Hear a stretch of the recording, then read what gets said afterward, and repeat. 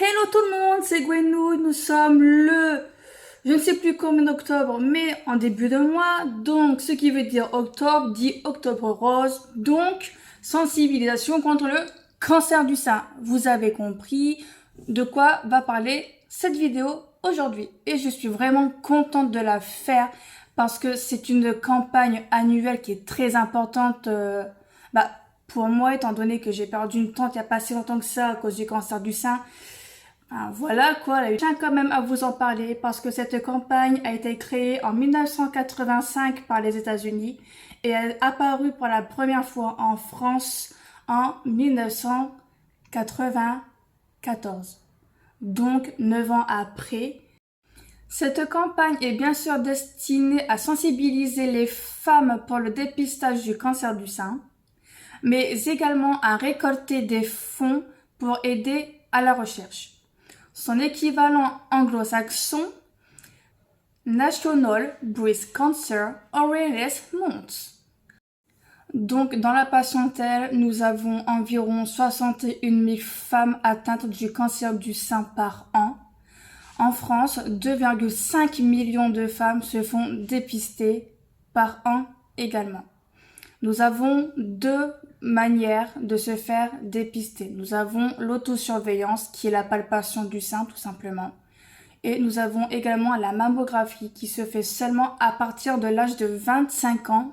La mammographie se fait en général chez un gynécologue, mais vous pouvez également faire votre palpation chez une sage-femme ou bien encore chez votre médecin traitant et évidemment chez votre gynécologue lors d'un contrôle annuel. Mais si vous sentez des anomalies dans votre poitrine telles qu'une tuméfaction, donc en gros si vous ressentez une boule au niveau de votre poitrine, si vous avez une rétractation cutanée ou bien une rétractation du mamelon, ou encore une inflammation, donc une rougeur, ainsi qu'une douleur, que ce soit au niveau de l'aréole, du mamelon, ou bien sous la poitrine par exemple, ça peut arriver.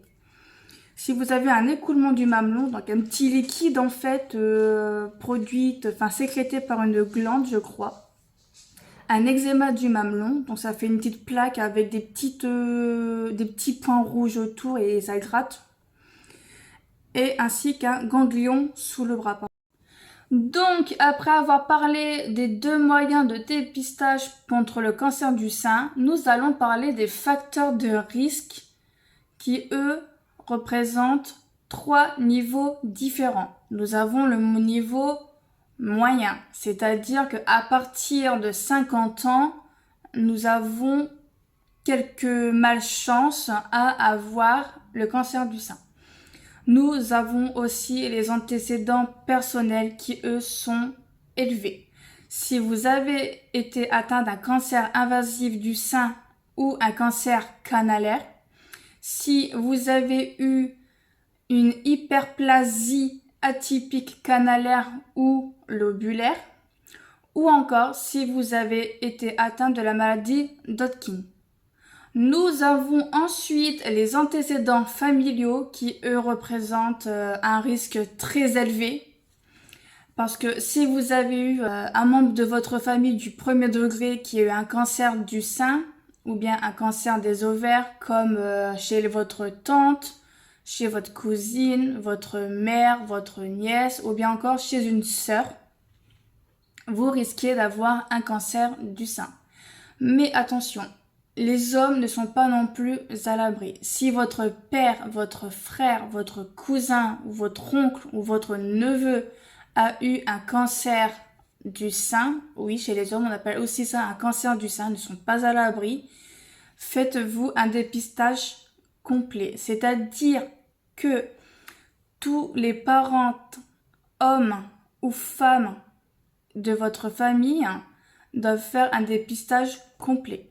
Parce que si ils ont eu ce cancer avant 45 ans, il y a de forts risques pour que vous en ayez un également.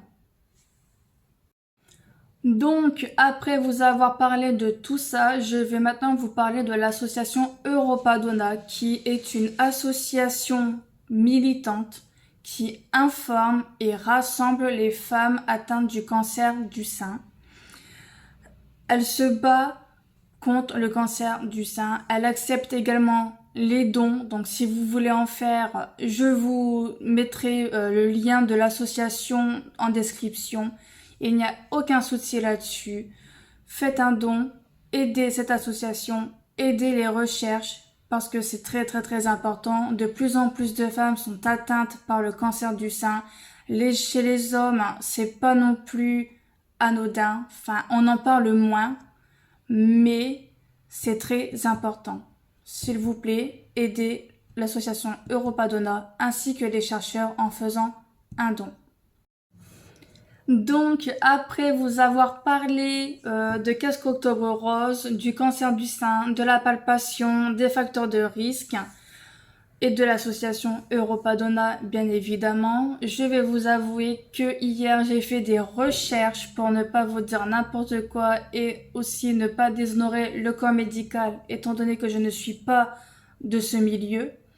Mais comme mon conjoint est pharmacien, je lui ai demandé de vérifier mes notes quand même pour être sûr que mes sources ne sont pas fausses. Et donc voilà, je vous remercie énormément. Je vous fais plein de gros bisous et surtout, n'oubliez pas de vous dépister. À bientôt!